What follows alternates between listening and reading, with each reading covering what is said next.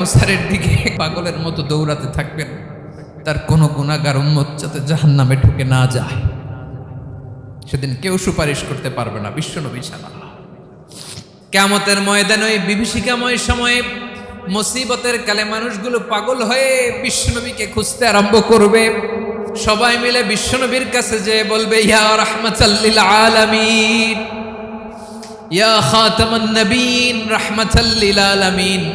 দেখেন আমাদের কি অবস্থা, কি কঠিন বিপদে আমরা আছি, দাঁড়াতে পারি না, সূর্যের আলোতে ঘেমে হয়রান।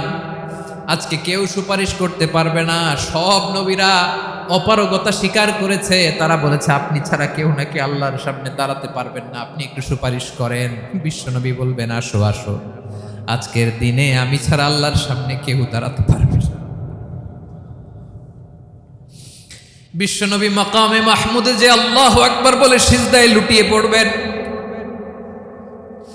আল্লাহ রাব্বুল আলামিন বিশ্বনবীকে এমন কিছু চমৎকার শব্দ শিখাবেন, ওই শব্দগুলো দিয়ে আল্লাহর প্রশংসা করে বিশ্বনবী কাঁদতে আরম্ভ করবেন।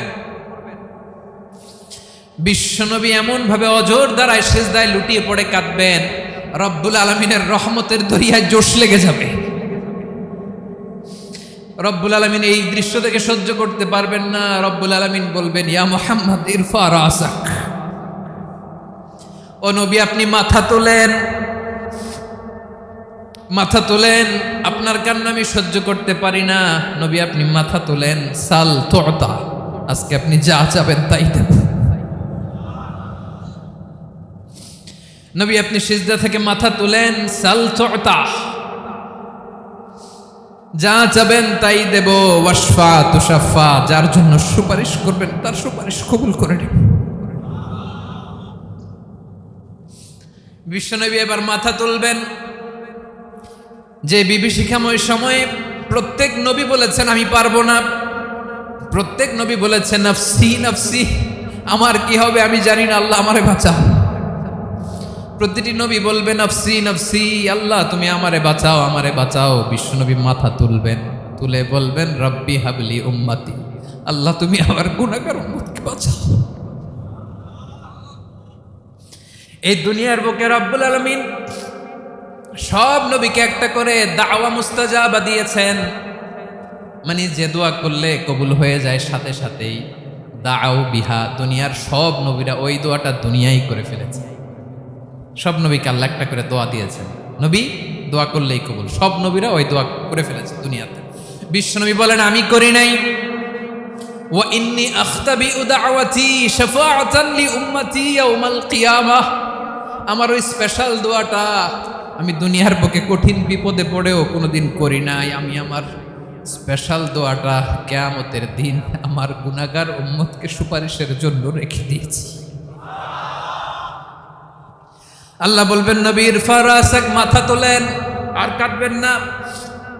বিশ্বনবী মাথা তুলবেন, আল্লাহ বলবেন সাল তুতা, আপনি যা চাবেন তাই দেব। ওয়াশফা তুশাফা, সুপারিশ করেন, সুপারিশ কবুল করব।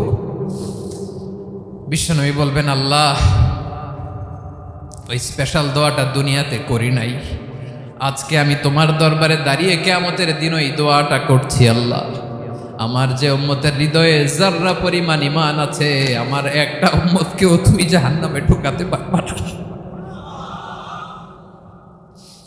বিশ্বনবী পাগলের মতো একবার হাউজে কাউসারে যাবেন, একবার সিরাতে যাবেন, একবার পুলসিরাতের দিকে, একবার হাউজে কাউসারের দিকে। পাগলের মতো দৌড়াতে থাকবেন, তার কোনো গুনাহগার উম্মত যাতে জাহান্নামে ঢুকে না যায়। সেদিন কেউ সুপারিশ করতে পারবে না বিশ্বনবী ছাড়া। এজন্য 5 নম্বর আল্লাহ বললেন মান যাল্লাযী ইয়াশফাউ ইনদাহু ইল্লা বিইযনিহি, কার সাহস আছে, কার এত বড় বুকের পাটা কিয়ামতের কঠিন দিন আল্লাহর সামনে দাঁড়িয়ে সুপারিশ করবে? কারো ক্ষমতা নেই, কারো ক্ষমতা নাই। বিশ্বনবী সেদিন সিজদায় পড়ে উম্মতের জন্য কাঁদবেন, সবাই কাঁদবে নফসি নফসি, আল্লাহ আমারে বাঁচাও, আল্লাহ আমারে বাঁচাও। বিশ্বনবী বলবেন উম্মতি উম্মতি, বিশ্বনবী আমার জন্য কাঁদবেন, আপনার জন্য কাঁদবেন, আমাদের জন্য সেদিন কেঁদে কেঁদে জাহান্নামের দরজায় দাঁড়িয়ে আমাদেরকে টেনে টেনে জান্নাতে ঢুকাবেন। এজন্য এই বিশ্বনবীর ভালোবাসা যেন আমাদের হৃদয়ে ভরপুর থাকে। আমার ভাইয়েরা, প্রতি শুক্রবার বিশ্বনবীর উপরে বেশি বেশি যেন আমরা দুরূদ পড়ি। আমরা যখন বিশ্বনবীর সালাম দেই, দুরূদ পড়ি, একদল স্পেশাল ফেরেশতা আছে যারা বিশ্বনবীর দুধটা নিয়ে সরাসরি বিশ্বনবীর রওজায় যায়, যে বলে অমুকের বেটা অমুক আপনারে সালাম দিয়েছে। বিশ্বনবী নিজ কবরের থেকে নিজেই সালামের উত্তর দেয়। বিশ্বনবীর ভালোবাসা যেন আমাদের হৃদয়ে থাকে, বিশ্বনবীর সুন্নাহ দিয়ে যেন আমাদের জীবনটাকে সাজাই। পারা যাবে ইনশাআল্লাহ। বিশ্বনবীর ভালোবাসা ছাড়া কেউ জান্নাতে ঢুকতে পারবে। বিশ্বনবীর পক্ষে আমরা বলব, বিশ্বনবীর পক্ষে আমরা লিখব, বিশ্বনবীর জন্য আমরা আমাদের কলিজার রক্ত বিলিয়ে দিব, ঠিক কিনা বলেন? সেদিন বিশ্বনবী ছাড়া কেউ সুপারিশ করতে পারবে না। 5 নম্বর আল্লাহ বললেন, মান যাল্লাযী ইয়াশফাউ ইনদাহু ইল্লা বিইذনি। কে আছে সুপারিশ করবে আল্লাহর সামনে? আর আপনি আপনার বাবার দরবারে যে সেজদা দেন, হ্যাঁ? ইব্রাহিম আলাইহিস সালাম থারথার করে কাঁপবে আর বলবে নাফসি নাফসি, আল্লাহ আমারে বাঁচাও। মুসা আলাইহিস সালাম থারথার করে কাঁপবে, আল্লাহ নাফসি নাফসি, আমারে বাঁচাও। আর আপনি পীরের দরবারে যে সেজদা দেন, কোথায় আছেন আপনি? খবরদার, কেউ বাঁচাতে পারবে না। যাকে ইল্লা আল্লাহ যাকে অনুমতি দেন, বিশ্বনবীকে দিবেন, নবীদেরকে দিবেন। এরপরে আল্লাহ তার স্পেশাল ওয়ালিদেরকে, মুত্তাকিনদেরকে, শহীদদেরকে, সিলেক্টেড বান্দাদেরকে দিবেন। কিন্তু কাকে দিবেন, কার জন্য দিবেন, দুনিয়ার কেউ জানে না একজন ছাড়া। তিনি কে? আল্লাহর ওয়ালিদেরকে, নেককার লোকদেরকে আল্লাহ সুপারিশের অনুমতি দিবেন। কিন্তু আপনি যারে মানেন, যার পায়ে সেজদায় লুটিয়ে পড়ে থাকেন, তারে যে আল্লাহ দিবেন, এটার কোনো গ্যারান্টি আছে? কথা বলেন। এজন্য জপতে হবে একজনের নাম। আওয়াজ করে বলুন, তিনি কে? আয়াতুল কুরসির 5 নাম্বার কথা হচ্ছে, সেদিন কেউ কারো উপকারে আসবে না, সুপারিশ করার সুযোগ পাবে না, আল্লাহ যাকে অনুমতি দেয় তিনি ছাড়া। আল্লাহ যদি কাউকে দয়া করে অনুমতি দেয় তাহলে করতে পারবে, তাহলে পারবে। সেই কিয়ামতের দিনটা বড্ড ভয়ঙ্কর, কেউ সুপারিশ করার সাহস পাবে না। আরে আমার অবস্থা কি আমি জানি না, আমি আবার কারোর জন্য সুপারিশ করব? কথা বুঝেন নাই? আমার কি হবে আমি জানি, তা আমি আরেকজনের নিয়ে টেনশন করার সুযোগ কোথায়? ইয়া নাফসি ইয়া নাফসি, আল্লাহ আমারে বাঁচাও, আমারে বাঁচাও, আমারে বাঁচাও। কাঁদতে কাঁদতে মানুষ হয়রান হয়ে যাবে, এ নাকি আবার আরেকজনের বাঁচাবে। বিশ্বনবী বলেন, বিশ্বনবী একবার ছাগলের রান খাচ্ছিলেন। রান খেতে খেতে বিশ্বনবী বলেন, আনা সাইয়্যিদুন নাসি ইয়াউমাল কিয়ামাহ, আমি কিয়ামতের দিন সর্বশ্রেষ্ঠ হব, মানুষের মধ্যে সর্বশ্রেষ্ঠ সেরা আমি বিশ্বনবী। আলহামদুলিল্লাহ পড়েন।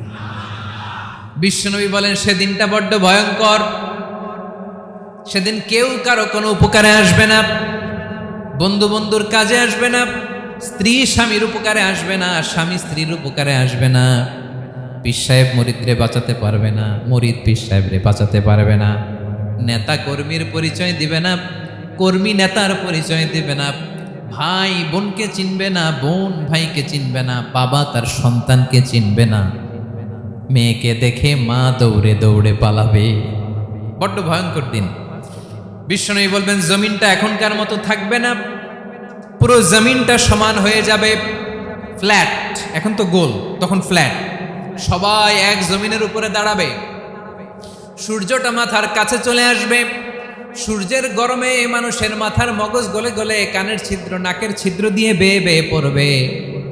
আহ, সবাই হয়রান, পেরেশান, ক্লান্ত শ্রান্ত। মানুষগুলো বলবে বাঁচার কোনো উপায় নাই।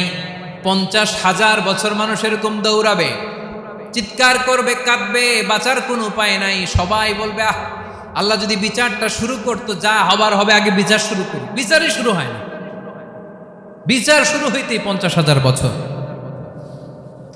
আল্লাহ, 50,000 বছর, 5,000, 15,000 না, 50,000 বছর এরকম যাবে। মানুষগুলো কাঁদতে কাঁদতে বলবে, চলো আমরা আদম আলাইহিস সালামের কাছে যাই, যেন আল্লাহর যে সুপারিশ করে, আল্লাহ আপনি বিচার শুরু করেন। কিয়ামতের ময়দানে সবাই মিলে সাইয়েদনা আদম আলাইহিস সালামের কাছে যেয়ে বলবে, ইয়া আবাল বাশার ইয়া আউয়ালাল আম্বিয়া, ও আদম নবী, আপনি দুনিয়ার বুকে প্রথম নবী, আল্লাহ নিজ হাতে আপনারে 60 হাত লম্বা করে বানিয়েছেন, আপনার সম্মানে ফেরেশতাদেরকে সেজদা দিতে বলেছেন, দুনিয়ার প্রথম নবী, প্রথম মানুষ আপনি আল্লাহরে যে সুপারিশ করেন যেন আল্লাহ বিচার শুরু করে। আদম